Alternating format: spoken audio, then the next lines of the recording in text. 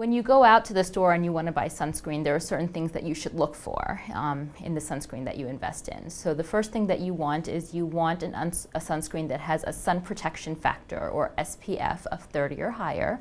You want to make sure that it has broad spectrum protection, meaning that it has both UVA and UVB protection. Now, while the recommendation is that you should have an SPF of 30, we know that most people are not putting sunscreen on as thick as they should be. So we typically think that people are probably using anywhere from a third to a half of the amount of sunscreen they should be applying.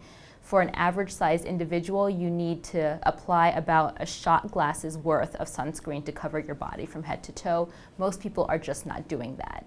And so there's now some studies that show that if you use an SPF with a higher number, you might be able to make up for the fact that you might not be putting it on as thick as you should be. So we typically recommend that you should use an SPF of 30 or higher, and if you can tolerate the higher numbers, you can go ahead and do it. Skin cancer is the most common cancer diagnosed worldwide.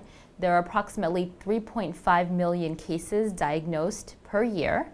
And of those, approximately 12,000 patients will unfortunately die from their skin cancer, of which about 75% of them, or 9,000 of them, are deaths from melanoma. Obviously, sunscreen is very important and not to be undermined, but there are other things that you can do to try to prevent or minimize your sun exposure.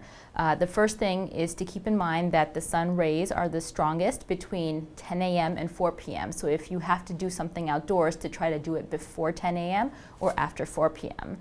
We recommend that everyone, when they're going to be out in the sun, wear a wide-brimmed hat that will cover not only their face but also their ears and the back of the neck.